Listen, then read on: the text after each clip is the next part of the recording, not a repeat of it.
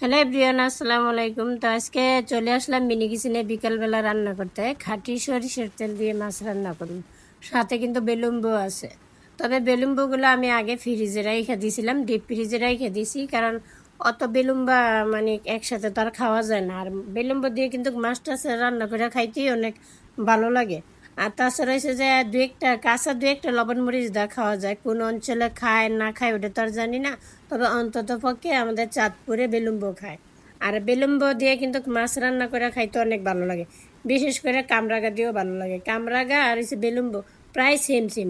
সরষা তেল দেওয়ার পরে কাঁচামরিচ পেঁয়াজ একসাথে দিয়ে দিয়েছিলাম। তারপর একটু পেঁয়াজটা আর কাঁচামরিচটা হওয়ার পরে এই যে আদা রসুন বাটা দিয়ে দিলাম। এর সাথে জিরো আছে, একসাথে বাইটা নিয়েছিলাম।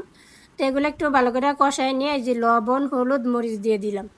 তাই একটুও পানি দিব না মশলার মধ্যে আজকে, কারণ হচ্ছে যে বেলুন দিলেও পানি উঠবো। আর অল্প পরিমাণে পানি দিয়ে আজকে আমি যে মাছ রান্না করব। তবে এগুলো যে দেশি কই ছোটো ছোটো করে পিস করে কাইটা নিছি, সাথে ট্যাংরা মাছও আছে। ছোট ছোট করে কাইটে নিছি এই কারণে, না হয় মানে মাছের মধ্যে সম্পূর্ণ মশলা ঢুকবো না। মাছ যদি একটু বড় এমনিতে টক দিয়ে রান্না করলে, আর তাছাড়া সেটা আমি মাছটা যেহেতু ভাজিয়ে নিছি না, কষানোর মধ্যেই রান্না করবো, তো এই জন্য আর কি মাছগুলো একবারে ছোটো ছোটো করে কাইটে নিছি।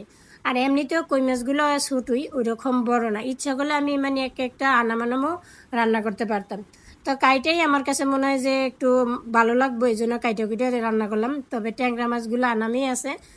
ট্যাংরা মাছ ওইরকম বেশি না, 3-4টা ট্যাংরা মাছ। মাছটা আর একটু কষাই আমি মানে পানি দিয়ে দিব। তো আমার মনে হইতেছে যে মাছটা মোটামুটি কষানো হয়ে গেছে, এর মধ্যেই সিদ্ধ হয়ে গেছে। তো অল্প পরিমাণে পানি দিব, বেশি পানি দিব না। এতটুকু পানি দিয়েই আজকে আমি রান্না করবো। কারণ আমি যে ডিপে রাখছিলাম বেলুম্বরতেও কিন্তু পানি ওঠে, তো এর উপরে আর দেওয়া যাইব না। আর ঝোলটাও একবারে অল্প রাখবো, মানে একবারে শুকনো রাখবো না, আর বেশি ঝুলও না, একবারে মাখা মাখা করে নামাই নেব। তো এই যে এখন কিন্তু আমি বেলুম্বটা দিয়ে দেবো, কারণ একটু দেখতেছি যে ঝোলটা কি বেশি দিলাম কিনা। আমি আজকে চাইতেছি যে ঝোলটা একবারে যাতে অল্প পরিমাণে থাকে আর কি। বেলুম্বটা দেওয়ার সময় গেছে, তো বেলুম্বটা দিয়ে দিতেছি। আর বেলুম্বটা কিন্তু আমি ফ্রিজ থেকে নামাই সুন্দর করে ধুয়ে পরিষ্কার করে কাইটে নিছি। তো এখন এই যে উপর দিয়ে দিয়ে দিই। আমি যদি মাছের সাথে দিতাম, মানে একসাথে বেলুম্বটা দিয়ে কষাইতে পারতাম, ওইভাবেও রান্না করা যাইতো। কিন্তু যেহেতু আমি বেলুম্বটা চিকন চিকন করে কাটছি, একবারে গইলা যাইতো। এই জন্য আমি ওঠানের কিছুক্ষণ আগে দিলাম।